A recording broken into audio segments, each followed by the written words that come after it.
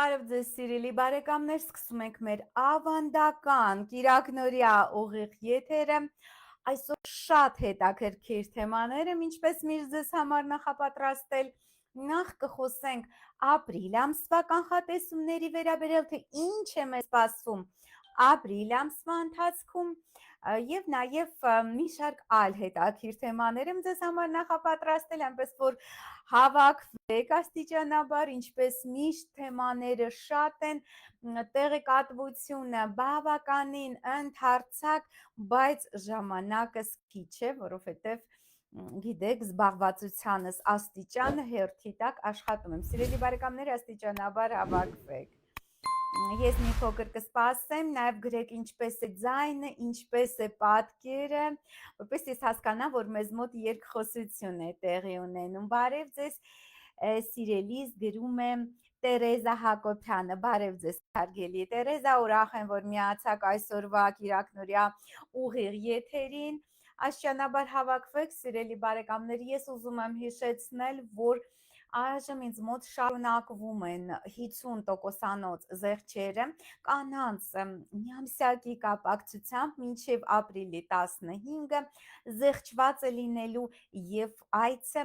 եւ խորհրդատվությունը, սիրելի բարեկամներ, 50%-ի չափով։ Զեղչված են լինելու 50%-ի չափով նաեւ բոլոր թալիսմանները եւ իմ այլ ծառայություններ կապված ուրեմն արողակարգերի մոգական օգնության հետ, այնպես որ շտապեք, քանի որ իմ զբաղվածությունը գիտեք ինչքան մեծ է, տարբեր այսպես նախագծերում, պրոյեկտներում շատ զբաղված եմ ես, տարբեր ալիքների հետ կապված, ունեմ նոր նախագծեր, այնպես որ ցավալիորեն այլևս ես չեմ կարողանալու այս տարվա ընթացքում այսպես զեղչված գնով ձեզ համար խորհրդատվություն կազմակերպել, դիմողները շատ են, ժամանակը շատ քիչ, այնպես որ ով հասցրեց, խնդրում եմ մինչև ապրիլի 15-ն է զեղչը, հետագայում չասեք, մենք չտեսանք, մենք չիմացանք, խնդիրներ եղան, չկարողացանք գալ, կլինի մայիսին զեղչով, ոչ մայիսին այլևս զեղչերը չեն գործելու, զեղչերը գործում են մինչև ապրիլի 15-ը, սիրելի բարեկամներ, այնպես որ բարև Աննե ջան, բարև Թամարա, շատ ուրախ եմ բոլորի տեսնելու, աստիճանաբար հավաքվեք, զեղչերը գործելու են, հիշեցնեմ, մինչև ապրիլի 15-ը, զեղչված է նաև շատ հարմար գնով այժմ տրիշուլան, երհզոր այդ թալիսմանը, որը շատ կարևոր է ձեռք բերել, համենայն դեպս գոնե մինչև մարտի 30-ը, մինչև Նեպտունը մուտ գործի խոյ աստղակերպ, շատ կարևոր է, որ դուք մոտակա 10-12 տարիների ընթացքում չունենաք խնդիրներ, կորուստներ, անձնական, գործնական եւ ֆինանսական ձեր կյանքում։ Սիրելի բարեկամներ, աստիճանաբար հավաքվեք, ես կարող եմ ամենաշատը 10 րոպե սպասել, ավել չեմ կարող, որովհետև այսօր բազմաթիվ պայմանավորվածություններ ունեմ կապված զեղչերի հետ, իհարկե հեռախոսազանգերը չեն դադարում եւ ես շատ գերծանրաբեռնված ռեժիմով աշխատում եմ, սիրելի բարեկամներ, այնպես որ այլևս այս տարի կարծեմ միայն ամանորի կապակցությամբ ավանդական զեղչեր կլինեն, տարվա ընթացքում այլևս զեղչեր չեն լինելու, սիրելի բարեկամներ, այնպես որ շտապեք օգտվել, ժամանակը քիչ է, իմ ժամանակը շատ ավելի, այսպես ասած, սահմանափակ է, որովհետև գերծանրաբեռնված աշխատում եմ տարբեր նախագծերում եւ նաեւ գիրք եմ գրում եւ չեմ հասցնում, իհարկե ցավալիորեն, այսպես ասած, գրեթե չեմ հասցնում այս գերլայված ռեժիմով աշխատել։ Ինչ արժե տրիշուլան, սիրելի Տամարա Հակոբյան, եթերից հետո զանգահարեք, կպայմանավորվենք, բավականին մատչելի գներով է այժմ տրիշուլան։ Եվ սիրելի բարեկամներ, ուզում եմ ձեզ բավականին իհարկե բարդ ժամանակներ են մեզ սպասվում, նախ դա ասեմ, ապրիլը ավանդաբար Մեզ մոտ իհարկե գիտեք, որ հայ ժողովրդի համար ապրիլը շատ ծանր ամիս է, ապրիլին 1915 թվականին տեղի ունեցել այդ սարսափելի կոտորածը Թուրքիայում, մեծ եղեռնը, գիտեք, որ այսպես ասած համենայն դեպս մեկնարկն է տրվել ապրիլին, իհարկե միայն ապրիլին չի եղել, ամբողջ 1915 թվականի ընթացքում եղել, բայց այնուամենայնիվ ապրիլը բավականին ծանր ամիս է հայ ժողովրդի համար եւ այդ կապակցությամբ ես հենց գարնանային գիշերը հավասարի այդ գիշերը, այդ օրը մարտի 20-ի լույս 21-ի գիշերը մի շատ հետաքրքիր եւ խորիմաստ երազ տեսա, որը այժմ ուզում եմ ներկայացնել ձեր այսպես ասած ուշադրությանը եւ ձեր դատին գրեք մեկնաբանություններում նաեւ ըստ ձեզ ինչ է նշանակում այդ երազը դիտում եմ երկինքը դիտում եմ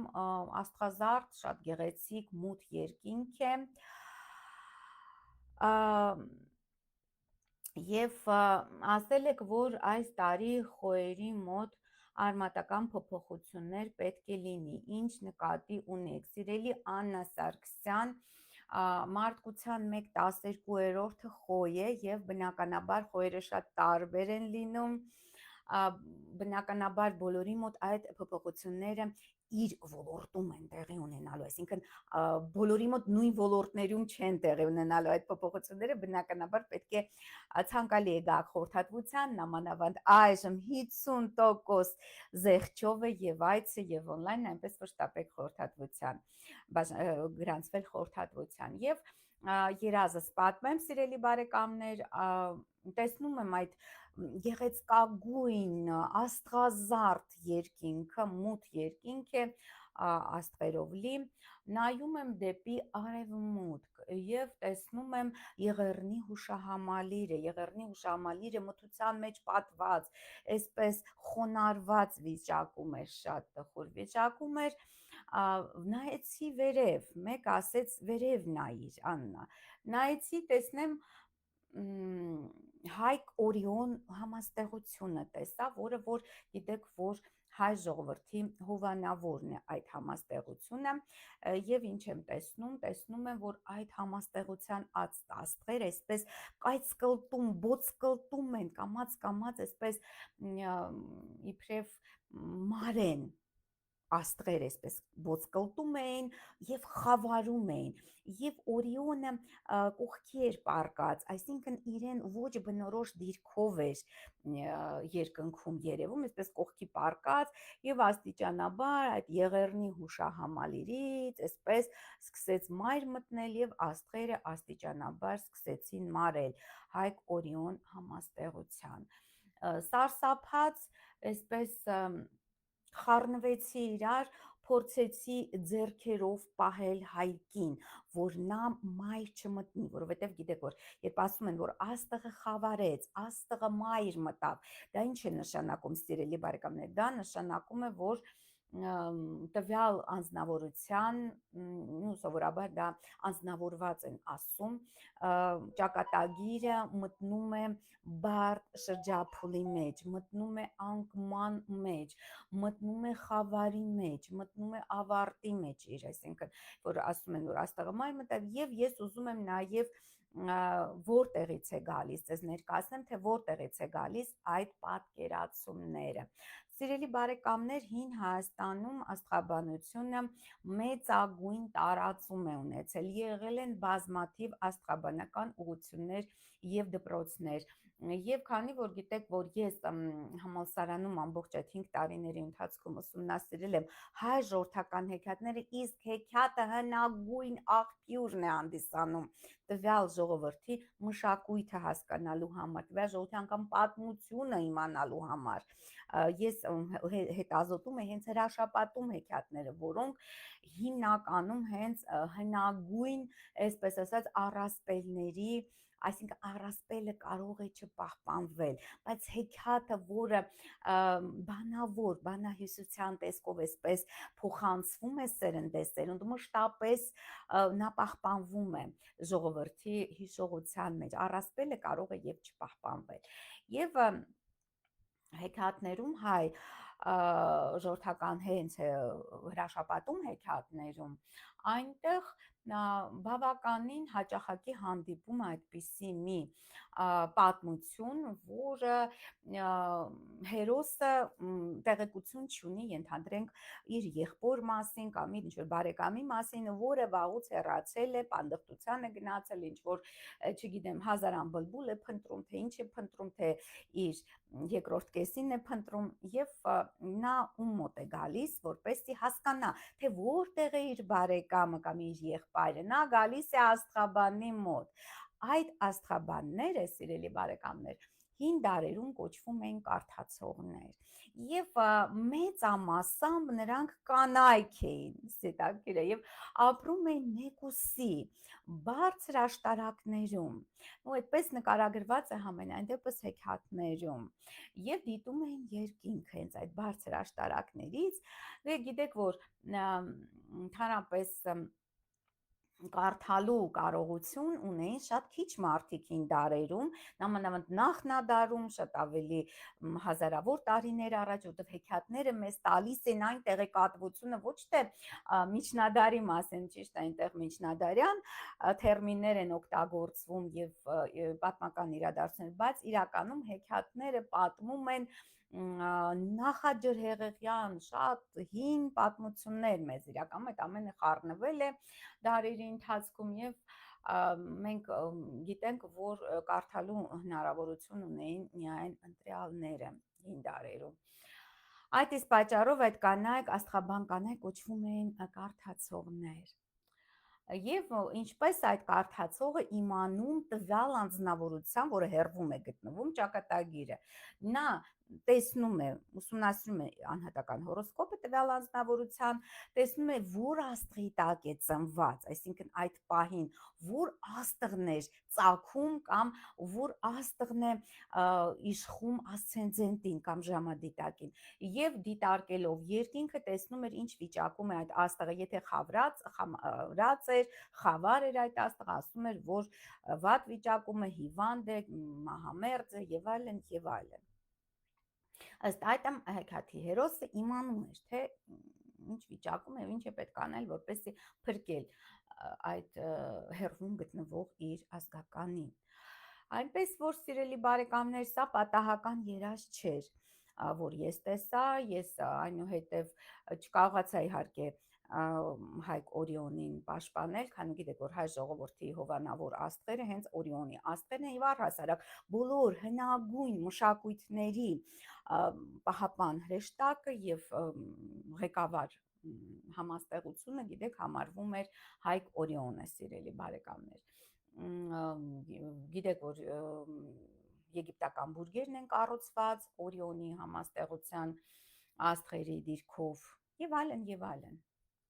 Դրա մասին չանդրադառնամ։ Այնուհետև ես նայեցի դեպի արևելք եւ դեպի հարավ, բոլոր աստղերը իրենց տեղում էին գտնվում եւ արեգակը աստիճանաբար ծագում էր, արդեն այդ արեգակի սողերն էին երևում արևելքում,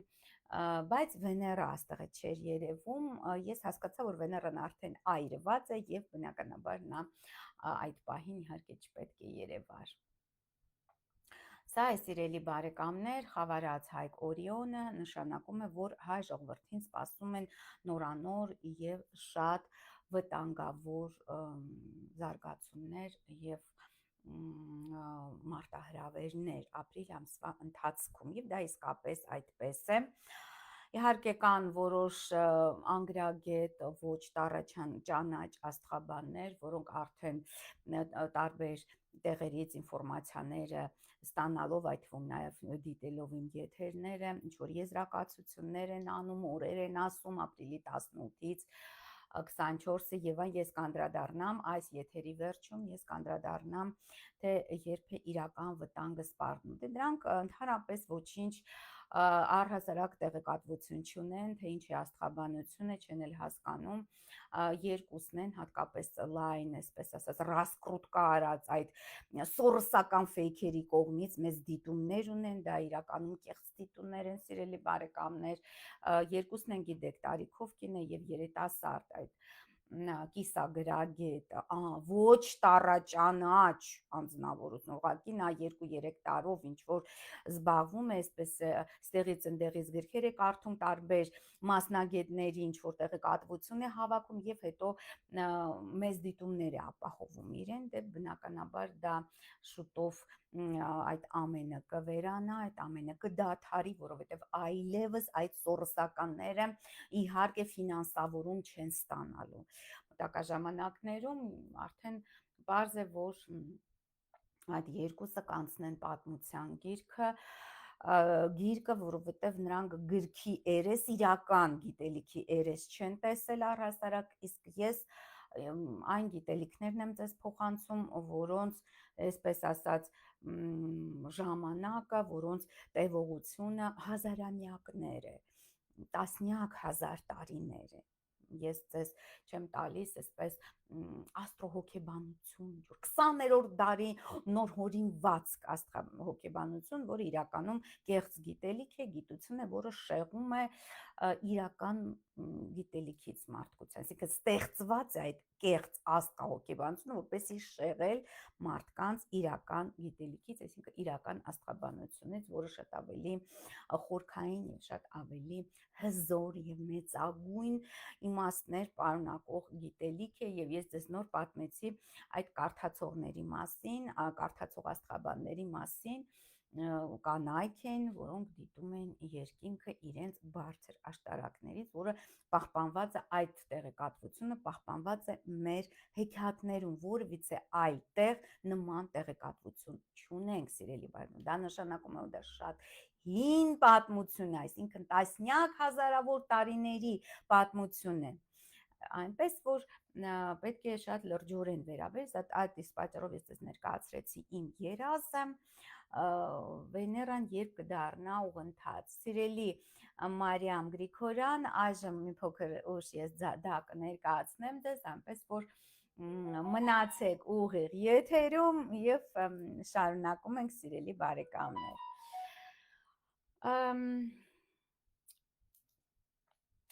Սա ինչ վերաբերվում է իմ երազի եւ կեղծ գիտելիքների, որոնք լայնորեն տարածված են ինտերնետում, նաև կա մի բախտագուշակ, կարդ գցող, շատ ցածրակարգ, որը գիշեր-ցերեկ հետևում եմ եթերներին եւ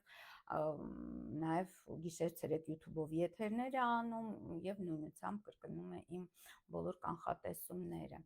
Այնպես որ սիրելի բարեկամներ, իհարկե ես լռել չեմ կարող, բայց նաև չեմ կարող հանդուրժել, որ իմ հաղորդած տվյալները, իմ հետազոտությունների արդյունքները, ինչ որ ցածրակարգ բախտագուշակներ իրենցով անեն եւ դրանով մեծ դիտումներ հավաքեն եւ այլն, այնպես որ ես կրկին որոշեցի եթերների քանակը սահմանափակել, որովհետև դե հասկանում եմ, որ շատ բան ունեմ ասելու, իհարկե շատ տեղեկատվություն ունեմ, նաև երազներից, նաև հաշվարկներ եմ արել Հայաստանի Հանրապետության ապագայի հետ կապված, բայց եթե ես այդ ամենը այսպես բաց ներկայացնեմ, բնականաբար այդ ցածրակարգ մասնագետները նրանք օգտվելով իմ գիտելիքներից իրենցը, որպես իրենցն են ներկայացնում եւ շատ այսպես ասած տխուր հետևանքներ է դա ունենում, այնպես որ իհարկե ապրիլ ամսվա ընթացքում կունենանք մեկ եթեր, այսինքն ամսեկան կունենանք մեկ եթեր այսուհետ, որպեսզի այդպիսի եւ հետո էլ ասում են, որ ես եմ իրենցից վերցնում, հասկանում եք, դա ուղղակի ծիծաղելի է, այն մարդը, որը շփվել է տոտ Աստծու հետ, այսինքն Տիր Աստծու հետ, ես շփվել եմ անձամբ, դա ուղղակի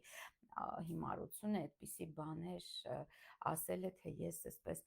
գողանում եմ, ինչ որ տեղեկատվություններ են վերցնում եւ այլն իրենցից, դա պարզապես կներեք հորինվածք է։ Այդ իսկ պատճառով, եթե ցանկանում եք ավելի խորացված գիտելիքներ ստանալ, ընդհանրապես ինչպես հասնել հաջողության, բարենպաստ օրերի համար, կտրվածքներ երբ կատարել, փողաբեր եւ այլն, ուրեմն պետք է բաժանորդագրվեք հաջողության բանալի Փակ Տելեգրամյան ալիքին, սիրելի բարեկամներ, գոնե այդպես ես կկարողանամ ինչ որ կերպ ապահովագրել այն տեղեկատվությունը, որը իսկապես դա իմն է, դա էքսկլյուզիվ տվյալներ են, դա չկրկնվող ինֆորմացիաներ են, անպայման բաժանորդագրվեք նաև հաջողության բանալի փակ տելեգրամյան ալիքին, որովհետև այսպես բաց եթերները մենք եւս մեկ եթեր կունենանք մարտի 30-ին կարծում եմ եւ արդեն ապրիլ ամսվա եւ հաջորդ բոլոր ամիսների ընթացքում մեկական ուղիղ եթեր ենք ունենալու, որպեսզի հանկարծ ու հանկարծ այդ տեղեկատվությունը այսպես ասած դուրս չսպրդի։ Երբ է նպաստավոր խոյերին անցնել բուրզնում, գրում է Արայիկ Պողոսյանը։ Սիրելի Արայիկ, ես գիտեք, որ ունեմ նաև YouTube-յան ալիք, երկու YouTube-յան ալիք, աստղային խորհրդատու Աննե Հախվերդյանի հետ, այնտեղ ամեն ամիս ես ներկայացնում եմ մանրամասն կանխատեսում բոլոր կենդանակերպերի համար։ Եթե չեք դիտել այդ հետաքրքրագույն վիդեոն շուրջ 3 ժամանոց, այժմ ես ալիքի հղումը կներկայացնեմ, անցեք այդ հղմամբ եւ անպայման դիտեք այդ վիդեոն, որտեղ բոլոր կենդանակերպերի համար մանրամասն կանխատեսումներ են ներկայացված։ Ահա այժմ մեկ վայրկյան ես ներկայացնեմ նախ ալիքի հղումը, անպայման բաժանորդագրվեք սիրելի բարեկամներ, եթե բաժանորդագրված չեք, բաժանորդագրվեք նաև երկրորդ YouTube-յան ալիքից աստրոմագիա եւ թալիսմաններ YouTube-յան ալիքին, որտեղ կան զանազան, զարմանազան արարողակարգեր, հմայախոսություններ, որոնք ձայնի հետ կապված խնդիրներ կան, սիրելի բարեկամներ, ես կարծում եմ, որ չկան ձայնի հետ կապված, եթե խնդիրներ լինեն ձայնի հետ, նաև գրեք, որոնք օգնեն ձեզ հաղթահարել բոլոր կենսական խնդիրներն ու դժվարությունները եւ ապրել բարեկեցիկ եւ ներդաշնակ կյանքով։ Այժմ ներկայացրեցի նախ աստղաբանական ալիքից կանխատեսումները, այնուհետև այժմ կներկայացնեմ նաև հղումը ներկայացրեցի, այժմ կներկայացնեմ նաև ուրեմն աստրոմագիա եւ թալիսմաններում երկրորդ YouTube-յան ալիքի հղումը, որին նույնպես անպայման բաժանորդագրվեք սիրելի բարեկամներ, ահա։ Մեկ վայրկյան։ Աստրոմագիան էլ եմ ուզում հղումը ձեզ տալ, որպեսզի դուք չկորցնեք եւ անպայման հետևեք իմ երկու YouTube-յան ալիքներին։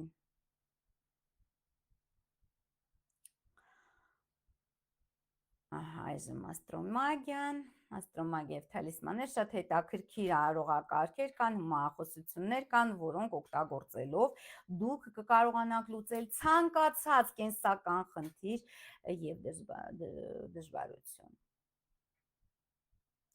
Ձայնը շատ լավ է, գրում է Արփինե Գրիգորյանը, իսկ դուք ինչպես միշտ սքանչելի ու անկրկնելի եք։ Շատ շնորհակալություն սիրելի Արմինե, դուք նույնպես սքանչելի եք եւ անկրկնելի։ Ահա, այժմ ես ներկայացրեցի երկու ալիքներից հղումները, մեկնաբանությունների մեջ կարող եք անցնել եւ դիտել մանրամասն այդ տեղեկատվությունը ամենը կա։ Սիրելիներս, ես մի փոքր ուզում եմ խոսել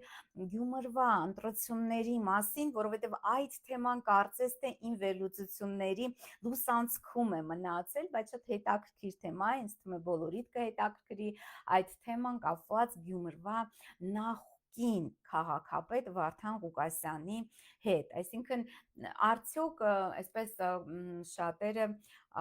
համոզված են, որ նա կկարողանա դառնալ քաղաքապետ եւ առաջ կանցնի ԿՊԱ-ական թեկնածությունից, շատ հետաքրքիր է, արդյոք դա այդպես կլինի թե ոչ։ Ես պետք է ասեմ, սիրելի բարեկամներ, որ ցավալիորեն իհարկե ԿՊԱ-կանները դե բնականաբար դրանց այդ տեղեկատվությունը ամերիկացի աստղաբանները տալիս են, որոնք ցանկանում են Հայաստանը ոչնչացնել, այդ սորոսական աստղաբանները, այսպես ասենք, չասենք ամերիկյան, եւ նրանք այն ժամանակ են նշանակում այդ բոլոր ընտրությունները, ինչպես Երևանի քաղաքապետի ընտրությունները, եթե հիշեք, սեպտեմբերի 17-ին 2023 թվականին, եթե հիշում եք, դա այդ ժամանակ է նշանակված, երբ հետընթաց է լինում Մերկուրի մոլորակը։ Եվ այս անգամ նույնպես եւ Մերկուրին եւ Վեներան հետընթաց է, որը հնարավորություն է տալիս զանազան կեղծիքներ կազմակերպել եւ առաջ քաշել իրենց նախընտրած տեխնացությանը։ Քանի որ Վարդան Ղուկասյանը նախկին քաղաքապետն է Գյումրվա եւ երկու մոլորակներն էլ եւ Մերկուրին եւ Վեներան հետընթաց են, ես եզրակացություն եմ անում, որ այնուամենայնիվ նա փաստացի հաղթանակ է տանելու, բայց մեծ հարց է, արդյոք նա կդառնա Գյումրու քաղաքապետ թե ոչ։ Իհարկե ԿՊԱ-ականները կփորձեն կեղծել զանազան տարբեր ինչ որ ահաբեկչական մեթոդներով վերացնել Վարդան Ղուկասյանին եւ իրենց տեխնացուին դնել այսպես գահին, Գյումրվա գահին, որը շատ կարևոր է իրենց համար, նամանավանդ որ 26 թվականին պարլամենտական ընտրությունների կարելի ասել գրեթե շեմին են կանգնած, հա։ Եվ Գյումրիում հաղթանակը շատ կարևոր է ԿՊ-ի համար, չափազանց կարևոր է։ Ես սիրելիներս կազմեցի Վարդան Ղուկասյանի աստղային քարտեզը, բայց աղբյուրներից հայտնի է, որ նա ծնվել է հունվարի 20-ին 1961 թվականին եւ եղել է падգամավոր 2012 թվականներին նաեւ մեկ վարքյան ես ճիշտ տեղեկատվություն ձեզ տամ, հա, ազգային ժողովի 6-րդ եւ 7-րդ գումարումների падգամավոր է եղել, Գյումրիի քաղաքի քաղաքապետ է եղել հենց 2000-2012 թվականներին, նա պետական գործիչ է, ուսուցիչ, տնտեսագետ, ըստ Վիկիպեդիա բաց ուրեմն հանրագիտարանին էր, հարգելի եւ սիրելի։ Իհարկե մենք տեսնում ենք, որ բացառիկ հորոսկոպ ունի Վարդանը, այստեղ Արեգակն է գտնվում ջրհոս աստղակերպի զրոաստիճանում եւ ընդ որում Հայաստանի Հանրապետության Սատուրն մորակի հետ է միացած։ Այնուամենայնիվ պետք է ասել, որ գիտեք, որ հիմա այժմ ջրհոս աստղակերպում գտնվում է այդ չարաբաստիկ Պլուտոն մոլորակը եւ այժմ այդ Պլուտոնը միացած է Վարդան Ղուկասյանի Արեգակին, որը նշանակում է շատ վտանգներ, այսինքն նա հասնելու է այնուամենայնիվ հաջողության, բայց սարսափելի տանջանքներով, վտանգներով, այսինքն հնարավոր է ձերբակալություններ կրկին, հնարավոր է ազատազրկում, դա շատ հավանական է, նաև Մերկուրին է նրա մոտ գտնվում ջրհոս աստղակերպում, այսինքն առաջադեմ այնուամենայնիվ անձնավորություն է, շատ հավատացյալ է, Լուսինը եւ Վեներան նրա մոտ գտնվում են ձկներում, շատ այսպես կարեկցող, չգիտեմ, այդպես է ցույց տալիս ամենայն դեպս նրա աստղային քարտեզը։ Պլուտոնը եւ վերընթաց հանգույցը գտնվում են կույս աստղակերպում Հայաստանի Հանրապետության Յուպիտերի մոտակայքում, որը բարդացնում է նրա այսպես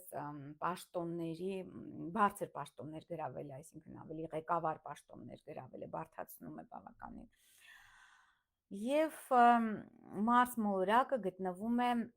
հետընթաց վիճակում եւ Խեցգետնու, որը նույնպես բարդացնում է նրա արագ առաջխաղացումը, արագ առաջընթացը քաղաքական կարիերայի տեսանկյունից։ Եվ այստեղ հիմա ես ճիշտն ասած առաջին անգամ եմ վերլուծում այս հորոսկոպը, տեսնենք մարտի 30-ին, երբ տեղի կունենան այս ընտրությունները, ինչպիսի մորակային դիրքավորումներ ունի Վարդան Ղուկասյանը։ Սա Գյումրիի նախկին քաղաքապետն է, դոգի մասին չեմ խոսում ես։ Այստեղ մենք տեսնում ենք Պլուտոնը Արեգակի վրա է, բնականաբար բավականին մեծ կուտակումներ կան նաև ձկներում եւ խույն նշանում, որը բարդացնում, բարդ է լինելու այդ հաղթանակը։ Մարսը գտնվում է Սև լուսնի մոտակայքում, այժմ ընթացիկ Մարսը, որը նշանակում է շատ հավանական է, որ այնուամենայնիվ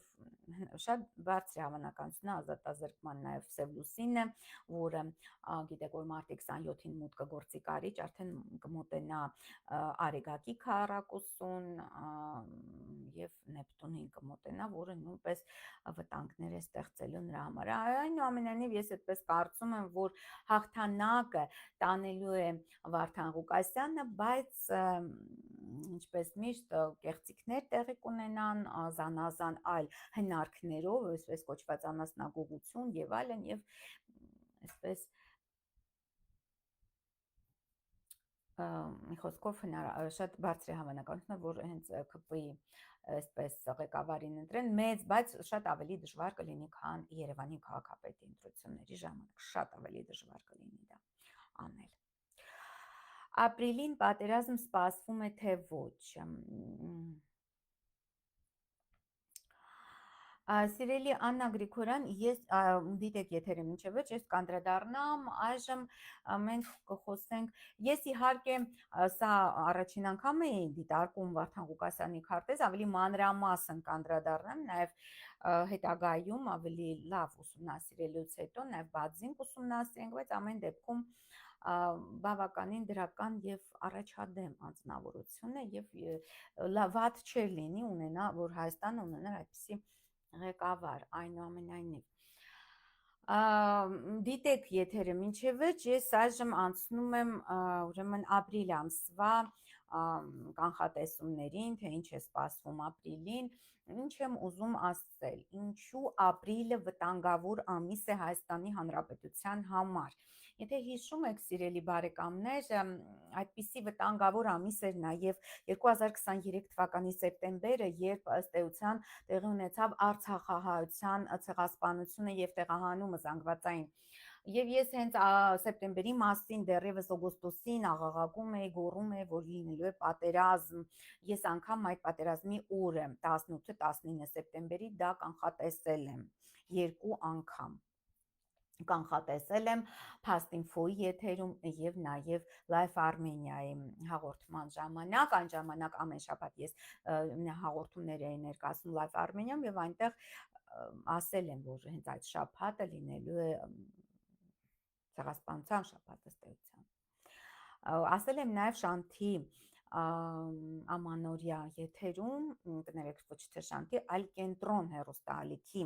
ամանորյա եթերում, որը իհարկե չի հեռարձակվել եւ նրանք կտրականապես հրաժարվեցին այդ ինֆորմացիան տալ եթեր, նույնպես դա նշենք։ Եվ ինչ էր տեղի ունենում այդ ժամանակ, սիրելի բարեկամների, եւ Վեներան, եւ Մերկուրին համաժամանակյա, գրեթե միաժամանակ հետընթաց էին շարժվում, այսինքն Մերկուրին հետընթաց էր շարժվում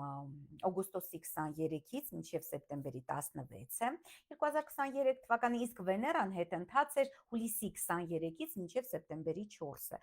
այսինքն եւ Վեներան եւ Մերկուրին գրեթե միաժամանակ 12 օրվա տարբերությամբ կանգ առան սեպտեմբերին 2023 թվականին։ Նույն իրավիճակը, սիրելիներս, մենք ունենք հիմա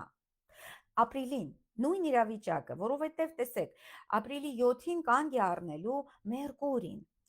ձկներ կենդանակերպի 26-րդ աստիճանում, իսկ Վեներան կանգ կառնի ապրիլի 13-ին, այսինքն այնտեղ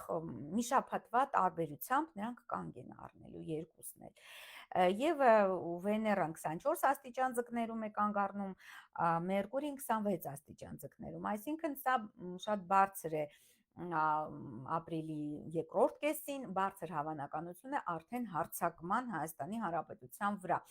լոկալ ռազմական գործողությունների հավանականությունը բավականին բարձրանում է ապրիլի երկրորդ կեսին, այն պատճառով, որ այդ նույն իրավիճակը մենք ունենք 2023 թվականի սեպտեմբեր ամսվա ընթացքում,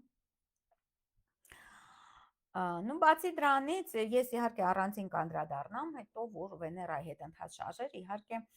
շատ վտանգավոր իրավիճակներ են ստեղծում խաղաղության համար ամբողջ աշխարհում։ Ես առանձին հետազոտություն եմ անցկացրել այդ թեմայով, եւ դա առանձին կխոսենք։ Ապրիլը սկսվում է ապրիլի 7-ին, սիրելիներս, եւ 15:07 րոպեին ասացինք, որ Մերկուրին կանգ է առնում 26 աստիճան ձկներում։ Խոյ կմտնի Մերկուրին ապրիլի 16-ին։ Իսկ ստվերային գոտուց, այսինքն այն կետից,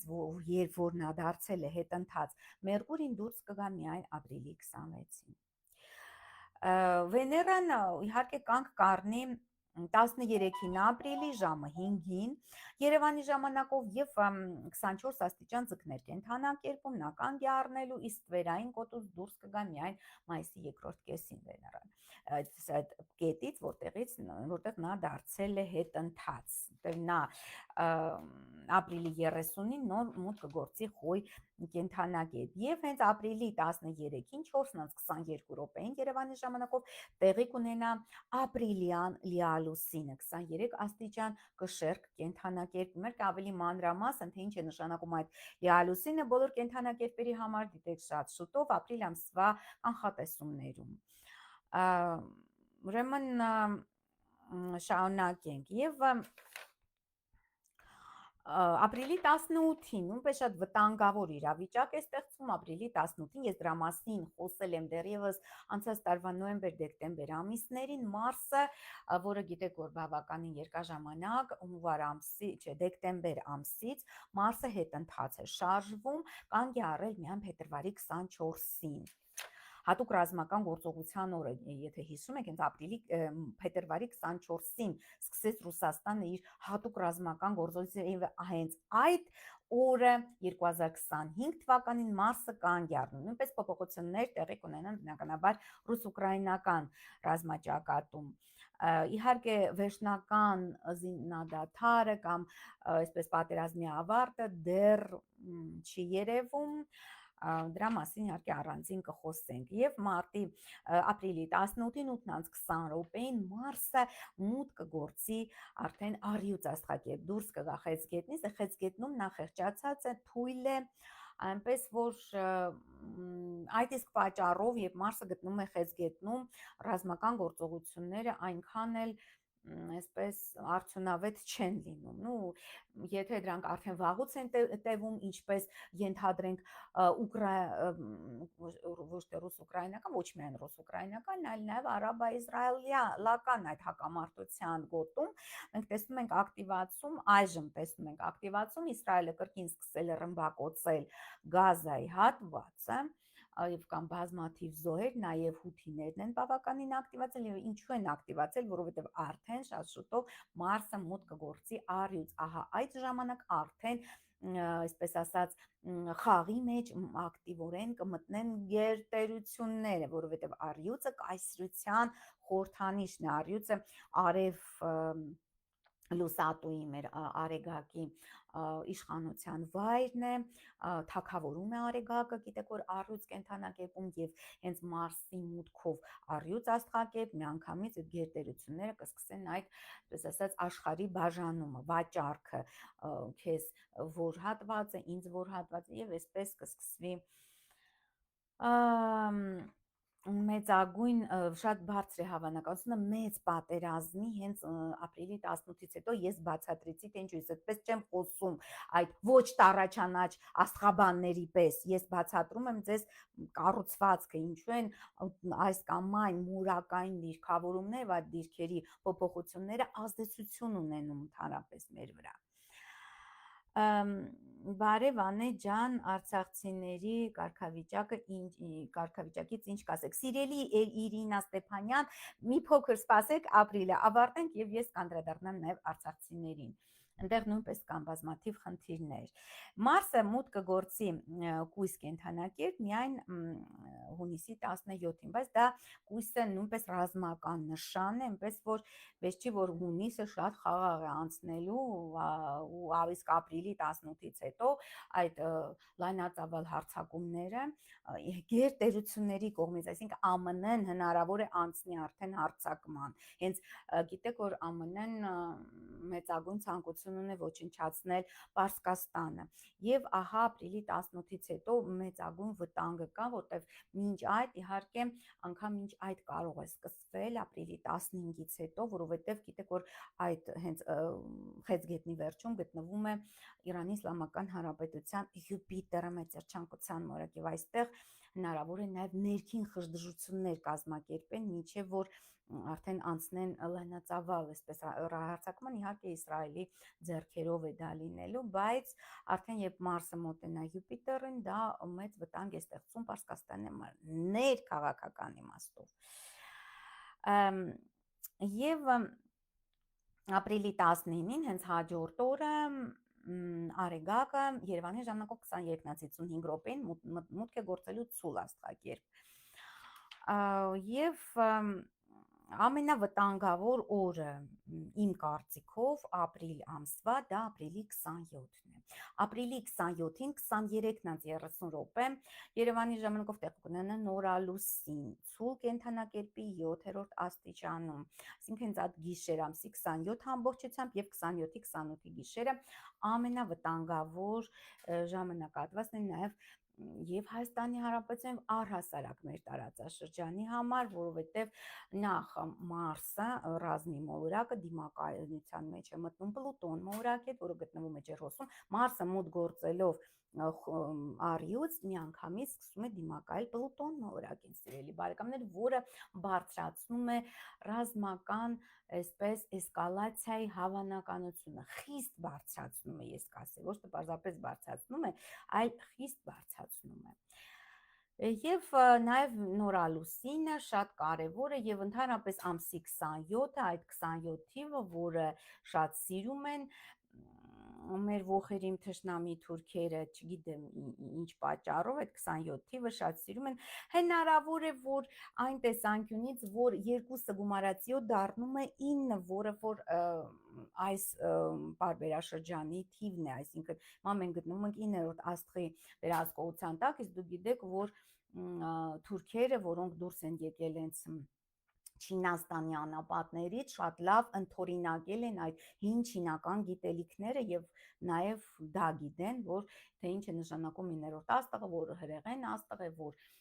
ապագայի աստղն է, այսինքն ցանկանում են այդ ռազմական ինչի են 27 թվին, 27 թիվը վերցնում եւ սկսում ռազմական գործողություններ, որովհետեւ դա շատ այսպես ասած միտված է ապագային, նրանք ապագայի մասին են մտածում, որ ստեղծեն մեծ թուրան, հենց այնպես չեն գործում, ի տարբերություն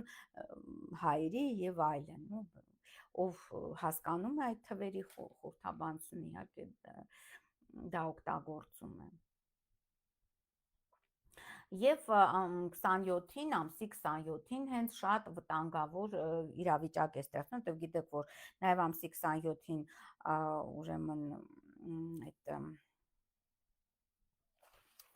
մեզ մոտ Սևլուսինն է մոտ գործում կույս կարիճ աստղակերպ եւ կարիճ աստղակերպը ակտիվացնում է բացասական էներգետիկական ուժերը կապված Մարս մոլորակի հետ, զանազան բացասական էներգետիկական ազդեցությունները կակտիվանան թուղթուգրեր, աճ, նավթ եւ գումարած ռազմական գործողությունների հավանականությունը խիստ մեծանում է եւ այդ ժամանակ հենց Մարսը գտնվում է ճշգրիտ դիմակայության մեջ Պլուտոնի հետ, այսինքն ձևավորվում է մեծ քառակուսի Պլուտոն, Լուսին, Արև, Մարս եւ Սև լուսին, մեծ քառակուսին մշտապես մեծ արհավիրքների ուրեմն խորհրդանիշ է ապագայում։ Ես չեմ կարծում, որ այս հարձակումները լինելու են լայնածավալ պատերազմի ֆորմատով, այսինքն ավելի շատ բնականաբար գիտեք, որ թուրք-ադրբեջանական տանդեմը ցանկանում է իրենով անել Զանգեզուրի միջանցքը, դա են ուզում, այսինքն այդ գործողությունները Սյունիքում են տեղի ունենալու, ամենայն հավանականությամբ եմ ասում, բայց հնարավոր է նաև հյուսիս-արևելքում նույնպես, այսինքն նաև դեպի Սևան, դեպի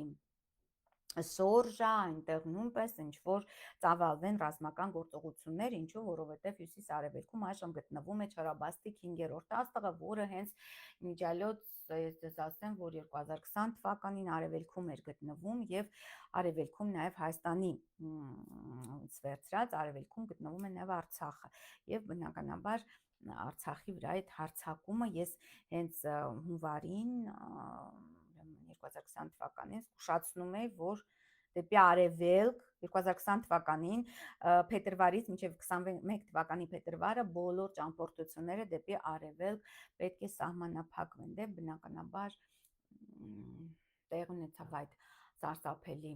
սարսափազդու պատերազմը եւ այդքան մեծ զոհեր ունեցանք մենք, որտեվ այդ զինվորները մասսայաբար գնացին դեպի արևելք, հա, դա ես հենց կանխատեսել եմ 20 թվականի հունվարին։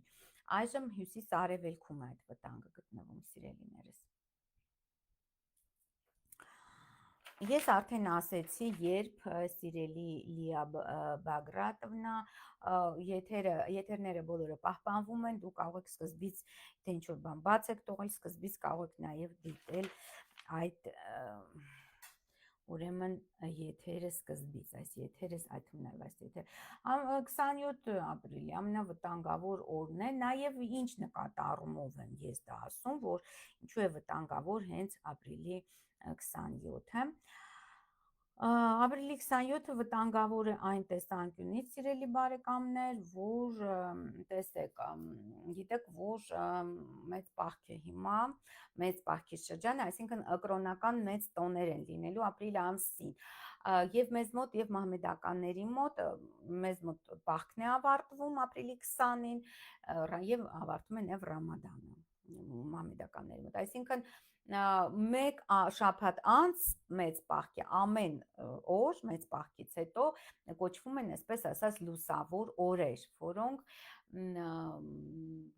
տոնվում են եւ մեծ շուկով են տոնում, հնում շատ մեծ շուկով տոնվում էին մի շաբաթ առաջ, այսինքն մեծատիկից եւ մի շաբաթ հետո այդ օրերը շատ մեծ նշանակություն ունեն հին դարերում եւ հատուկ արարողակարգեր էին նաեւ անցկացվում, գիտեք նաեւ ավագ հինգշաբթի օր այդ բախտ բացելու արարողակարգը, դա կարող եք դուք դիտել իմ աստղային խորհրդատու Աննե Հախվերդյանի հետ եւ աստրոմագ եւ թալիսմաններ այդ աստրոմագ եւ թալիսմաններ այդ երկրորդ YouTube-յան ալիքին այդ արարողակարգը բախտ բացելու կարող եք դիտել եւ կատարել ավագ հինգշաբթի օրը։ Նու ես դրա մասին իհարկե կխոսեմ ապրիլին, բաց չեք թողնի, բայց նաեւ մեկ շաբաթ հետո, այսինքն այդ Սուրբ Հարության տոնից հետո նաեւ այդ օրերը համարվում են հատուկ սուրբ օրեր։ Եվ բնականաբար հենց ամսի 27-ին ավարտվում է այդ լուսավոր շաբաթը եւ նաեւ այդ տեսանկյունից ես համարում եմ, որ ամսի 27-ը ավելի հավանական է։ Դե ընթացքում կարող են նաեւ լինել կրակոցներ, արդեն հիմա մենք տեսնում ենք, որ կան այդ կրակոցները Շորժայում, Սյունիքում կան այդ կրակոցները, թշնամու կողմից կան եւ մշտապես նաեւ ադրբեջանական կողմը մեզ մեղադրում է զինադադարը խախտելու մեջ։ Դա նույնպես ռազմական գործողությունների սկիզբ է։ Միաժամանակ զարգանալու են գործողությունները նաեւ Մերձավոր Արևելքում, ռազմական գործողություններ, այսինքն հութիների հետ կապված, Պարսկաստանի հետ կապված, այսինքն դա զուգընթաց process-ներ են, այդպես չի լինելու, որ դադար է լինելու, ամբողջ ապրիլը խաղաղ է լինելու, հենց 27-ին սկսեցին հարձակվել, չէ, այսինքն ընթացքում իհարկե լինելու են այդ եւ մեղադրանքները, եւ հարձակումները, եւ ամեն տեսակ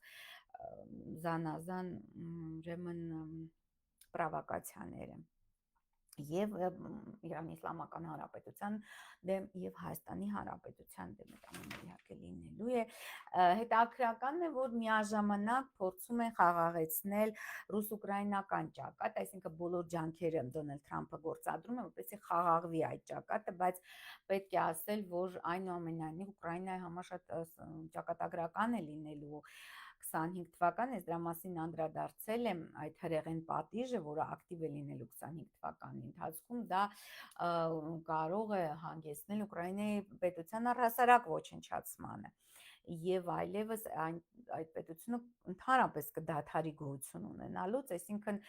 տարածքները բաժանվելու են տարբեր պետությունների միջև, դա շատ բարձր է, դա հավանականությունը միջև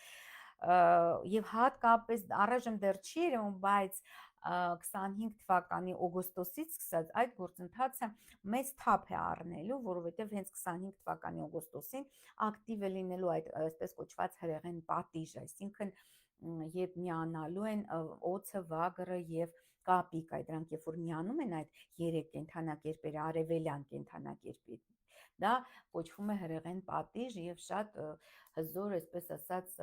կրակ է թափվում այդ պատժվողի գլխին, նա հայտնվում է խաբվածի դերում, նա հայտնվում է այսպես անարգվածի դերում, մեղադրալի դերում, այսինքն Ուկրաինային ըստ էության մեղադրելու են, որ քո պատճառով դու սենց չհամաձայնվեցիր եւ այլն, հիմա պետք է ամբողջությամբ մասնատվես, այդ դա շատ հավանական է, որ այս տարի լինի։ Մարինե Պետրոսյանը գրում է, շնորհակալ ենք ձեր այսքան գրագետ բժշկությունների համար տիկին Աննե ջան շատ աջելի լսել ձեզ, ես էլ եմ շատ շնորհակալ սիրելի Մարինե, որ դուք ամեն շաբաթ լսում եք, այ որ ինչու եմ ամեն շաբաթ, ամեն կիրակի այսինքն կազմակերպում այս եթերները, որովհետև մարտ ամիսը շատ վճռական ամիս, շատ կարևոր ամիս է, այսինքն այն իրադարձությունները, որոնք հետագայում ծավալվելու են 2025 թվականին սկիզբ են առնելու հենց մարտից, այդ իսկ պատճառով ես աշխատում եմ եւ աշխատեցի փաստորեն ամբողջ ամեն կիրակի մարտ ամսին ինչ որ ձեզ տեղեկատվություն տալ, որը որ կարծում շատ կարևոր է, նաեւ մյուս կիրակի շատ կարևոր կլինի, որովհետեւ նաեւ գիտեք որ ավարտվում է խավարումների գարնանային միջանցքը, նաեւ մարտի 30-ին Նեպտուն մոլորակը, այդ անորոշության, մշուշի, միստիկայի, մոգության մոլորակը մուտքը գործի խոյ կենդանակերպ եւ դա բավականին երկար պարբերաշրջան է, ամեն կենդանակերպում Նեպտունը մնում է 10-ից 12 տարի, այնպես որ մոտ 146 տարին մեկ է մտնում խոյ կենդանակերպ, որը նույնպես շատ կարևոր է, մեծ նշանակություն է ունենալու համաշխարհային մակարդակով բնականաբար եւ իհարկե նաեւ Հայաստանի համար է դա շատ կարևոր գործընթացներ են մեզ սպասվում սիրելիներս կխոսենք նաեւ մյուս կիրակի կխոսենք նաեւ Սև լուսնի մասին որտեւ ապրիլի 27-ին սիրելիներս նաեւ Սև լուսինը վաղ առավոտյան կարծեմ ժամը 4-ին 4:29 րոպեին վաղ առավոտյան Սև լուսինը նաև մուտք կգործի Կարիճ աստղակերպ, որը որ նույնպես շատ ճակատագրական է եւ մեծ նշանակություն ունի, ինչու, որովհետեւ Հայաստանի Հանրապետության Պլուտոնն է գտնվում հենց Կարիճ աստղակերպում եւ Սև լուսինը տարանցում է Պլուտոնի վրայով, դա շատ մեծ աղետների կարող է հանգեցնել այնպես որ դա այդպես պատճառով ապրիլը նույնպես շատ կարևոր ամիս է լինելու մեզ համար եւ հայերի համար, հայ ժողովրդի համար եւ առհասարակ նաեւ այն բոլոր պետությունների համար, այսինքն ԽՍՀՄ-ի նախկին այդ հանրապետությունների համար, որոնք անկախություն են ստացել 1991 թվականին, տվյալ ժամանակ, երբ Պլուտոնը գտնվում 18 աստիճան Կարիճ աստղակերպում։ Այստեղ նաեւ վտանգներ կան այդպես ատոմային էներգիայի տեսանկյունից, որովհետև հենց այդ 86 թվականին, երբ տեղի ունեցավ Չեռնոբիլի ատոմակայանում այդ պայթյունը, հենց միջից հետաքրքիր որ ապրիլի 24-ին էր, հա, հենց այդ արհավիրքը տեղի ունեցել, պատուհասել, նույնպես Պլուտոնը գտնվում էր Կարիճ աստղակերպում արդեն իսկ գտնվում էր Կարիճ աստղակերպ, այսինքն ատոմային էներգիայի հետ կապված նույնպես ինչ որ վտանգներ են սպասվում, որտեղ Սև լուսինը անցնելու այդ Պլուտոնի վրայով 91 թվականին հիմնադրված բոլոր հանրապետությունների Պլուտոնի վրայով, դա շատ վտանգավոր զարգացումների կարող է հանգեցնել, այդ նաև Ուկրաինայում ես դες ասեմ, որտեվ Պլուտոնի հետ Սև լուսինը կմիանա այժմ տարվա ընթացքում իհարկե, որովհետև Սև լուսինը Կարիճում մնալու է մինչև ուրեմն դեկտեմբերի 20-ը։ Այժմ ես փորձեմ հասկանալ, մոտավոր երբ է այդ վտանգը կապված ատոմային իհարկե էներգիայի հետ, տեսնենք երբ է Սև լուսինը հայտնվում 18 աստիճան, դա օգոստոսին է հենց լինում, շատ հետաքրքիր է օգոստոսը հենց շատ կարևոր ամիս համընկնում է հենց այդ Սև լուսնի տարանցման Պլուտոնի վրա, շատ կարևոր ամիս է փաստորեն նաև այդ ուրեմն օգոստոս ամիսը լինելու։ Այժմ ես խոստացա նաև խոսել Արցախահայության վերաբերյալ, գիտեք, որ ամսի մարտի 29-ին արցախահայերը որոշել են իրենց բողոքի ձայնը բարձրացնել պետական այդ օժանդակության սահմանափակման հետ կապված, որտեվ այդ 40+10 այդ վարձավճարները, որոնք տրվում են Արցախահայությանը, դադարեցվում է ապրիլի 1-ից, նրանց տրամադրումը դադարեցվելու է եւ Արցախահայերը որոշել են իրենց բողոքի ձայնը բարձրացնել, բայց ես ասեմ, որ ախր ով է որոշել այդ մարտի 29-ը, չէ՞ որ մարտի 29-ին ամբողջ մասնակի, բարեբախտաբար մասնակի խավարում է, մասնակի արևի խավարում է տեղի ունենալու եւ ցերեկվա ժամերին հենց այդ հավաքը նախատեսել են ուրեմն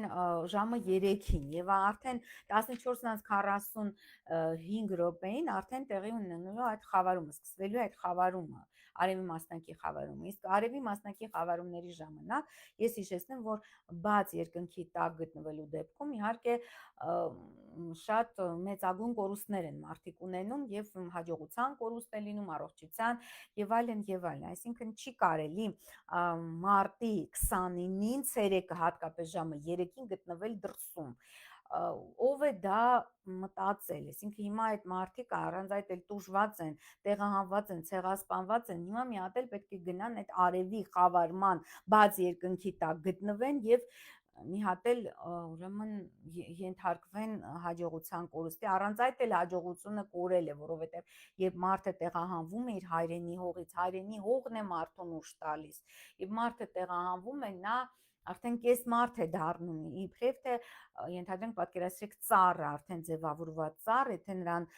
քոքից հանեն, ուրիշ հողի մեջ տանեն, բնականաբար շատ հավանական է, որ նա պարզապես չի կպնի եւ կչորանա, դա այդպիսի բնության մեջ այդպիսի բաներ կան եւ նույնը մարդը նույնպես ծառ է, հիմա նորից ծառահատումներ են անում, ինչու են այդ ծառահատումները անում, որովհետեւ հայ էթնոսին այդպես ոչնչացնում են տարբեր եղանակներով, սիմվոլիկ ձևով նաեւ այդ ծառահատումները նպաստում են հենց մարդկանց ոչնչացմանը։ Հիմա էլ այդ որոշել են այդ արևի խավարմանը հրավիրել հավաք, ամսի 35 գոնե հրավիրեին կամ գոնե ամսի 28-ին հրավիրեին, չգիտեմ։ Ես շատ մտահոգ եմ արցախցիների համար, շատ այսպես, որովհետև շատ ես ինչքան շփվել եմ, շատ դրական մարդկանց հետ եմ շփվել, շատ եմ շփվել արցախցիների հետ տարբեր առումներով, բայց միշտ իմ մոտ շատ դրական տպավորություն են թողել այդ մարդիկ, իսկապես նրանք յուրահատուկ է, նրանց գենը շատ այսպես մաքուր է եւ հայցի է։ Եվ հիմա բնականաբար, քանի որ արդեն կա այդպիսի ծրագիր, իհարկե վաղուց կա այդ ծրագիրը, բայց հիմա դա ռեալիզացվում է, որ հայ ժողովրդին տեղահանելու ծրագիրն է, հա, Հայաստանի Հանրապետությունից, արդեն բնականաբար սկզբից պետք է վերջնականապես կոտրել արցախցիներին, Սյունիքը օտարել եւ հետո արդեն ավելի հեշտ կարելի է նաեւ Հայաստանը գրավել։ Սրա մասին է խոսակցությունը, սիրելի բարեկամներ։ Իհարկե զգուշ եղեք, եթե դուք այնուամենայնիվ գնալու եք այդ հավաքին, գոնե երկնքին մի նայեք այդ պահին, երբ որ խավարում է դա։ Իհարկե մասնակի խավարում է, ես կասկածում եմ, որ Հայաստանի Հանրապետության տարածքից դա երևա տեսանելի է լինելու, բայց ամեն դեպքում դա ցանկալի չէ։ Ժամը 3-ին մարտի 29-ին գտնվել փողոցում։ Սիրելի բարեկամներ, մենք արդեն 57 րոպե ուղիղ եթերում ենք, խնդրում եմ ուղղեք ձեր հարցերը եւ ավարտենք այս ուրեմն եթերը։ Այո, սիրելի Իրինա Ստեփանյան, դա ծրագրավորված է, ծրագիր է, բավականին երկար ժամանակ իհարկե իրագործվող ծրագիր է, որովհետև ես պետք է ասեմ, որ 1915 թվականը նույնպես պատահական չէր ընտրված իբրև հայոց ցեղասպանության տարի։ Այդ դա կարող էին իրականացնել եւ 14 թվականին, եւ 16 թվականին, եւ 18 թվականին, բայց չգիտես ինչու հենց որոշեցին 15 թվականին դա անել, ինչու, որովհետև այստեղ շատ հետաքրքիր առանձնահատկություն ունի 15 թիվը։ Այդ ժամանակ երկիր մորակին ամենայս կարիգակնային համակարգին ամենամոտիկ գտնվող Պրոքսիմա Ցենտավրը աստղը, Տոլիման, որը կոչվում է Տոլիման, այդ աստղը մաքսիմալ մոտեցել էր երկիր մորակին։ Այսինքն դա ծրագիր է, որ հազարամյակների համար է գծագրված, հասկանում եք, սա շատ սարսափելի բան է, ինչ որ ես հայտնաբերել եմ հաշվարկների միջոցով, այսինքն դա այնպիսի ծրագիր է, որ ոչ թե այսինքն այդ պահին ոչնչացրեցինք հայրին եւ վերջ, ոչ, դա հեռահար ծրագիր է, որ ապագայում նույնպես, այսինքն հեշտությամբ հնարավոր լինի հայ ժողովրդին ընդհանրապես ոչնչացնել, դեպ հայը դա հզորագույն հնագույն քաղաքակրթություն է, որը որ հենց այդ նախամարտկային քաղաքակրթություններից է սերվում մեր գենը, այսինքն Հայկ Նահապետը նա հսկա էր, նա մարդ աստված էր, նա մարդ չէր սովորաբական մեր պատկերացումների մեջ եւ մենք այդտեղից ենք, այսինքն մեր գենը այդտեղից է դուրս գալիս եւ որպեսզի ոչնչացնել, դա շատ լրջագույն աշխատանք է պահանջում եւ այդ աշխատանքը հազարամյակներ է տևել, եթե այդպես վերցնենք լրջագույն ուսումնասիրություններ անենք։ Այնպես որ իսկապես ծրագիր է եւ քանի որ այդ թուրքերը շատ լավ տիրապետել են եւ աստղաբանությանը եւ նրանց տրամադրության տակ եղել են հնագույն ձեռագրեր, որոնք նրանք վերցրել են Ալեքսանդրիայի գրադարանից եւ իրանցով են արել, դուք կարդացել են, իմացել են, շատերը ոչնչացրել են այդ ձեռագրերը, այսինքն ինֆորմացիան յուրացրել են, կատարել են այդ արարողակարգերը, հետո ոչնչացրել են, նույնպես ես հավանական եմ համարում։ Դա է պատճառը, որ այդքան գրագետ ծրագրավորված անգամ աստղերի մակարդակով այն ինչ որ արվում է աստղերի մակարդակով, դա հազարամյակների ընթացքում է արդյունք տալի։ Այսինքն այն ինչ որ մենք կատարում ենք զուտ մորակների ազդեցության տակ լուսնի, դա կարճ ժամանակ է տևում, տարիներ կարող է տևել, բայց եթե աստղերին ես արդեն Հայկ Նահապետի, այդ Արոյան Հայկը, որ ես տեսա, այսինքն այդ մակարդակով է այդ թուղթուգիր արված, դա շատ սարսափելի է, դա հազարամյակներ, տասնյակ հազարամյակների ոնց որ նախատեսված է, սա է։ Ձկների համար վիրահատություններ, սիրելի Արմինե Կարապետյան, պետք է հաշվարկել օրը, եթե դա այսպես կյանքի մահվան հարց է, կարելի է, բայց օրը ցանկալի է հաշվարկել, եթե կարող եք դիմանալ սպասել, ուրեմն ապրիլի վերջում։ Բայց ամեն դեպքում ցանկալի է հաշվարկել, որտեղ Սատուրնը անցնում է ձեր արեգակի միջով։ Կասեք, խնդրեմ, քրիստոնեությունը դեմ է, սիրելի Աստղիկ Բարսեղյան, իհարկե ոչ, աստղաբանությունը հնագույն գիտություն է, ինչպես եւ մոգությունը, դա հնագույն գիտություն է, սիրելի բարեկամներ, որը ժառանգվել է մեզ նախամարտկային քաղաքակրթությունների կողմից, ես այդ մասին հիմա գիրք եմ գրում, շատ հետաքրքիր գիրք է, հուսամ շատ շուտով նա արդեն լույս կտեսնի այդ գիրքը, ու գոնե այս գալիք տարվա մեջ գոնե լույս կտեսնի, եւ այնտեղ ես այդ ամենը բոլոր հարցերին մանրամասն անդրադառնում եմ։ Քրիստոնեությունը հենց շատ բազմաթիվ մեր վանքերում պահպանվել են հենց այդ վանքերում, գրվել են աստղաբանական ձեռագրեր, արտագրվել են եւ այն ինչ որ մենք հիմա ունենք, այդ տեղեկատվությունը հենց այդ ձեռագրերից եմ ես վերցնում այդ տեղեկատվությունը։ Այսինքն եթե դա դեմ լիներ, բնականաբար մենք չենք ունենա այդ տեղեկատվությունը։ Իհարկե կան բազմաթիվ զանազան գիտելիքներ, որոնք մեզ չեն հասել, որովհետև այնքան ռադիկալ են, այնքան լուրջ են, կորն են եղել։ Ես նույնը նոր պատմեցի թուրքերի հետ կապված, այսինքն նրանք նույնպես իհարկե չէին ընդունում այդ ամենը։ Մահմեդականությունը նույնպես չի ընդունում մոգություն եւ ալա, գիտեք ինչ արգելքի տակ է եւ բայց ինչպես էին նրանք օգտագործում, նրանք դա կարդում են, յուրացնում են եւ ոչնչացնում են։ Այդքանը նույնը ես չեմ բացառում, որ Հայաստանում եւ այլ երկրներում էր տեղի ունենում։ Այդ իսկ պատճառով մենք շատ քիչ տեղեկատվություն ունենք մեր հնագույն պատմության մասին։ Իսկ այդ տեղեկատվությունը հիմնականում կամ պեղումներից է լինում, իսկ գիտեք որ Հայաստանի ամենամեծագույն տարածքը պատմական Հայաստանի գտնվում է Թուրքիայի տարածքում, Պարսկաստանի տարածքում եւ մենք ըստ էության հնարավորություն չունենք առհասարակ հասկանալու, իմանալու թե մեր պատմությունը, մեր ակունքները, հա, իմանալու։ Այսինքն հայ ժողովրդի պատմությունը եւ նույնը այլ ժողովուրդների պատմությունը, այդպես չէ որ միայն հայ ժողովրդի, այլ ժողովրդի պատմությունը նույնպես շատ աղճատված է։ Այսինքն բնականաբար այդ կրոնների ամենաթողության պայմաններում եւ մահմեդականներն էին գրավում Եգիպտոսը, ընդհանրապես մերձավոր արևելքը, նկարագրված է որ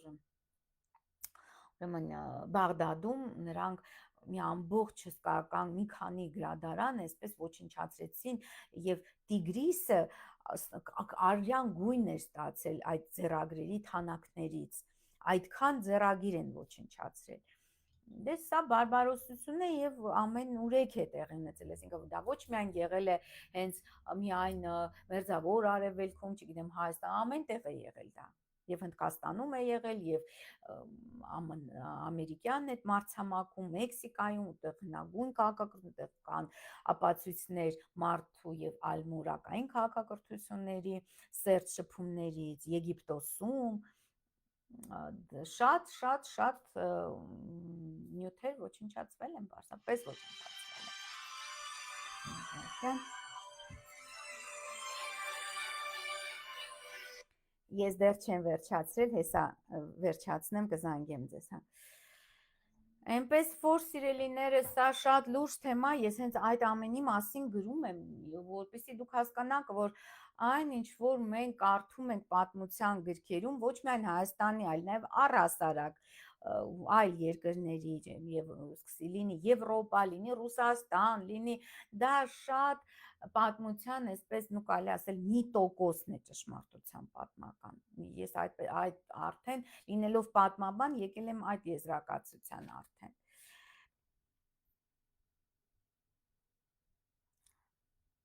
Բարև ձեզ, սիրելի Աննե։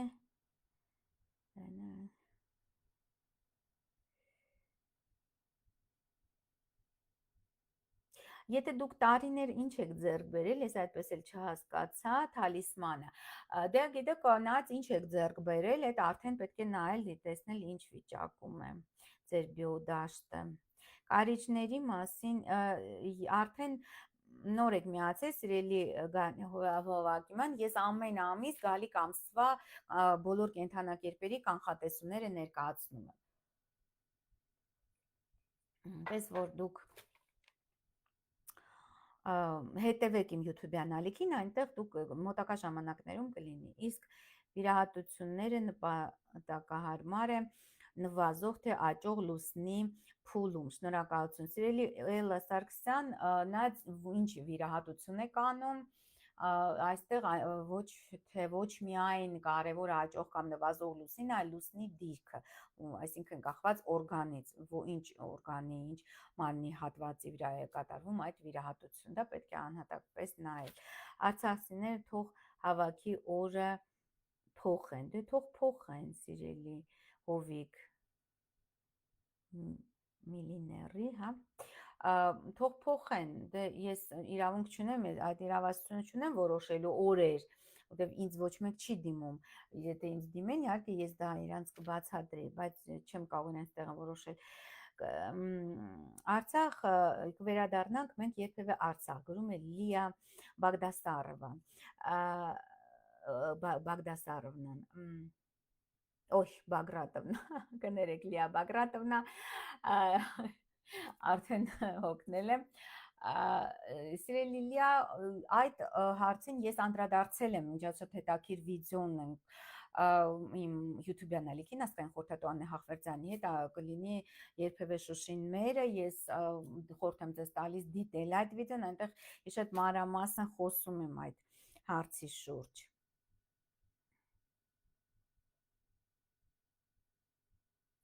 Ռուբեն Մխիթարյան, ճիշտն ասած, սիրելի Սոնայան, ես Ռուբեն Մխիթարյանին չեմ ճանաչում, չեմ կազմել աստղային քարտեզը, բայց մոտ օրերի ընթացքում կաշխատեմ իհարկե առանձին վիդեո ներկայացնել, շատ ծանրաբեռնված եմ, բայց այնուամենայնիվ կանդրադառնամ։ Բարև ձեզ, սիրելի Աննե, կույսերի մասին ինչ կասեք։ Սիրելին բարեկամներ, եթե նոր եք միացել ինձ, ես խորհուրդ եմ տալիս նախ դիտել իմ YouTube-յան ալիքների բոլոր վիդեոները, այսինքն նախ աստղային խորհրդատու Աննե Հախվերդյանի հետ կանխատեսումները եւ աստրոմագիա եւ թալիսմանները, որպեսզի ընդհանրապես գաղափար կազմեք, թե ինչի մասին է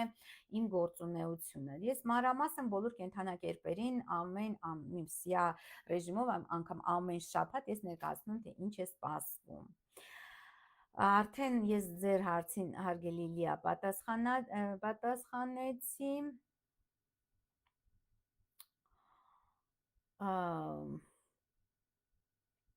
Ոյ, հարցերը շատ են, կույսերի մասին, առաքելական եկեղեցի կատեգորիկ դեմ է աստղայ։ Սիրելի Սոնայան, ոչ միայն առաքելական եկեղեցին, այժմ նաև այդպես չէր միջնադարում, ես ձեզ ասեմ, այդպես չէր։ Նաև կաթոլիկ եկեղեցին, առհասարակ եկեղեցիները ժամանակակից շատ դեմ են բոլոր այդ 5 գիտելիք, որովհետև հիմա հարցը դրված է այնպես, որ նաև Վատիկանում բավականին պահվում են շատ հետաքրքիր նմուշներ հնագույն քաղաքակրթությունների մասին եւ այլն ձեռագրեր կան Վատիկանում, որը որևիցե մեկին թույլ չի տրվում դա ուսումնասիրել, որովհետեւ դա իրենց ցանկալի չէ, նրանք ուզում են վերաֆորմատավորել մարդկությունը, որ մարդկությունը կապիկից է դուրս եկել, զարգացել է, այդպես, այսինքն այդ տեսանկյունից ժամանակակից եկեղեցին ձեռքը ձեռքի բռնած գործում է գիտնականների հետ, որովհետև գիտնականները նույնպես բազմաթիվ հետաքրքիր հանածոներ են գտնում հնագիտական, որը հերքում է այդ հանգամանքը, որ մարդկությունը հենց այդ նախնադարյան, քարեդարյան վիճակից այսպես գնացել, հասել է մինչև տիեզերք։ Դա այդպես չի եղել, փաստացի շատ հիմա նոր գտածոներ կան, որոնք դա հերքում են, որ նախնադարյան մարդը այնքան էլ վայրենի եւ գազան չի եղել եւ շատ լավ էլ աստղագիտության վայրենի մարդը չէր կարող տիրապետել աստղաբանության, աստղագիտությանը, ինչպես է նա տիրապետել, ինչպես են բուրգերը կառուցվել Օրիոն համաստեղության աստղերի դիրքավորումով, դա ոնց են նրանք դա հազարամյա միլիոն տարի դիտումներ են անհրաժեշտ, որպեսզի հստակ բուրգերը, այսպես նաև նրանց դիրքավորումը աշխարհագրական կողմերի հետ կապված է, այդ ամենը պահանջում է լրջագույն հաշվարկներ։ Նախնադարյան մարդը, եթե նա զրոյից գնար, դա միլիոնավոր տարիներ պետք է տևեր այդ զարգացման ընթացքը։ Այնպես որ հիմա ցավալիորեն, այո, եկեղեցին շատ այսպես կողմնակից է դարձել գիտությանը, ժամանակակից պատմագրությունը չի ընդունում, որ եղել են հնագույն քաղաքակրթություններ, որոնք ավելի զարգացած են եղել ամեն տեսանկյունից, եթե տեխնոլոգիապես, թե հոգևոր տեսակետից, քան ժամանակակից մարդկությունը։ Եվ տեղի ունեցել մեծ աղետ 10,000 տարի առաջ եւ դրանք վերացել են, այդ ամենը վերացել է եւ այդ ջրհեղեղը, որը Փառք Աստծո ընդունում է այնուամենայնիվ Աստվածաշնչում կա, դե հիմա արդեն գիտնականներն էլ, որոշ գիտնականներն էլ ընդունում են այդ ջրհեղեղի հանգամանքը, ես այդ ամենի մասին մանրամասն խոսելու եմ իմ գրքում։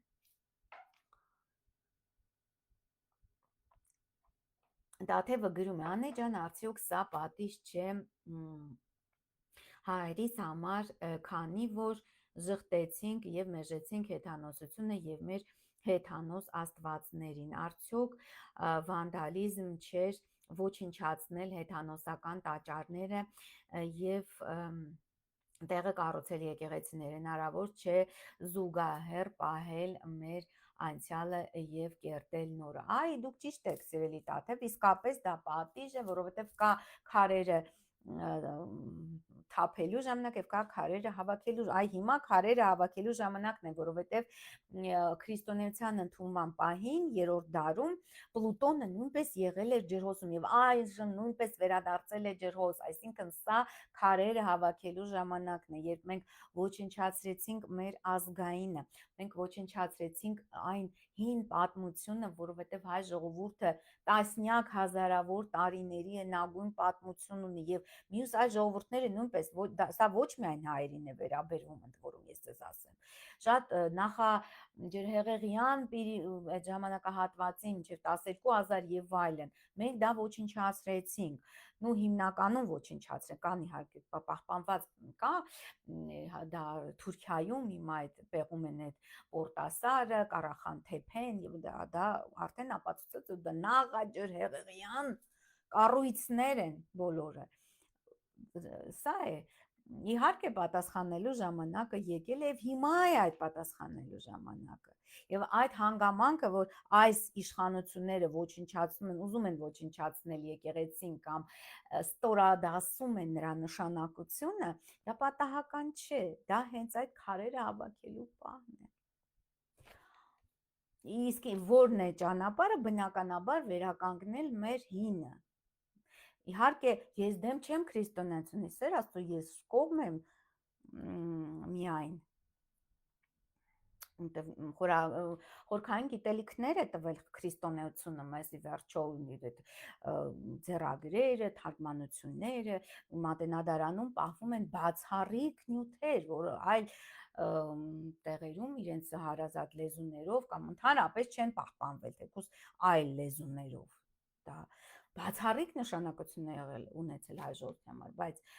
ոչնչացնել իհարկե դա շատ սխալ էր։ Դիտել եք Արթուր Արմինի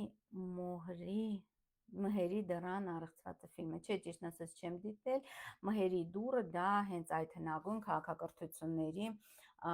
այսպես բացառիկ պատառիկներից է, որը մնացել է ժամանակակից Հայաստանի տարածքում։ Ես համոզված եմ, որ այդպիսի դռներ կան եւ կլինեն հաստատ Սասունում եւ այլ տարածքներում, ուղղակի մենք դա չգիտենք դրանց մասին, դրանց գոյության մասին։ Սիրելի Իրինա Ավչյան, հա, դուք ինչ եք ուզում, կարող ասել Նեպտունի մուտքը խոյ, արդեն եթե դուք ուզում եք հենց ձեզ համար իմանալ, թե ինչ է Նեպտունի մուտքը խոյ, այդ արդեն պետք է գաք խորհրդատվության։ Շնորհակալ եմ ձեզ նման, հա, շատ այստես արդեն ինձ կոմպլիմենտներ են անում, իսկ ինչ է կարծում, արդյոք փոխված Աստվածաշունչը, որը չպիտի հայտնի լինի։ Իհարկե, սիրելի Սոնայան, ես հենց դա ուզում ասեի, եզրափակենք այսօրվա եթերը, որ ստեյության քրիստոնեությունը իր մեջ ներառել է բոլոր հնագույն գիտելիքները, որոնք եւ բուդդիզմից են եկել, եւ զրադաշտականությունից են եկել, եւ միտրայիզմից են եկել, այսինքն քրիստոնեությունը ըստ էության այդ ամենի հավաքականն է եւ ընդհանրապես կար միստիկ քրիստոնեություն, որ մինչեւ 5-րդ դարը անգամ քրիստոնյաները ընդունում եւ ճանաչում էին կյանքերը, անցած կյանքերի տեսությունը, դա փաստ է, այսինքն կա միստիկ ուղղություններ քրիստոնեության մեջ եղել են, որոնք լրջագույն հոգևոր, այսպես ասած, ժառանգություն ունեն եւ կան նաեւ այսպես բարականոն այդ աստվածաշնչեր, կտակարաններ, որտեղ նույնպես այդ ամենը արտացոլված է գնոստիկական եւ այլ ուղղությունների, պես որ դա շատ լուրջ եւ շատ խորը վերլուծության երկար վերլուծության նյութ է եւ ես չեմ կարող ասել կարողանամ այդ ամեն շատ դիթխարի նյութը կարողանամ արդյոք դա ներառել գրքիս մեջ, ամեն դեպքում եթե չկարողացա առանցին եւ դրան նվիրված նույնպես գիրք կլինի։ Դե արդեն ասեցի, սիրելի Մարինե Պետրոսյան, սիրելի Աննե Ապրիլին շատ վնաս է մեզ սպասվում, ես արդեն դա ասացի, որ միշտ ապրիլին բարդ զարգացումներ են սպասում հայ ժողովրդին եւ դե հուսանք, որ այնուամենայնիվ եւ հիմա այդ պատերազմները, որոնք տեղի են ունենում դե մերձավոր ամբողջ աշխարհով մեկ այդ լարվածություններ, իմ կարծիքով այդ ամենը հենց պայմանավորված է դրանով, որ մարդկությունը իր իրական պատմությունը չգիտի։ Ես այդպես եմ կարծում։ Եվ նաև Հովանու ավետարանում գրված է ճանաչեք ճշմարտությունը եւ նա ձեզ կդարձնի ազատ։ Այսինքն այդ բոլոր իրավիճակների, բոլոր խնդիրների, բոլոր լարվածությունների պատճառը պարզապես մեր անգրագիտությունն է, հանգամանքը, որ մենք իրականությունը չգիտենք։ Եվ եթե մենք ճանաչենք ինքներս մեզ եւ առհասարակ իմանանք մեր անցյալը, իմանանք ոչ միայն մեր բոլոր այլ ժողովուրդների անցյալը, դա մեզ հնարավորություն եւ ճանապարհ կտա հաղթահարելու այս ճգնաժամը եւ միայն դա։ Այսքանը սիրելի բարեկամներ, արդեն մենք 1 ժամ 18 րոպե ուղիղ եթերում ենք։ Ես շատ ուրախ եմ եւ երջանիկ եմ, որ այսօր նույնպես այդքան մարդ մինչ այժմ դիտում է այս եթերը, շատ ողջունելի է, որ դուք ձգտում եք իրական գիտելիքներին տերապետել, իմանալ, միայն իրական գիտելիքները ընդունելու, հասկանալու, իմաստավորելու միջոցով հնարավոր է հասնել ներդաշնակության հնարավոր է հասնել ազատությանը իրական։ Այսքան է, սիրելի բարեկամներ, ես ձեզ մաղթում եմ ամենայն բարիք, կհանդիպենք հաջորդ կիրակից, տեսություն։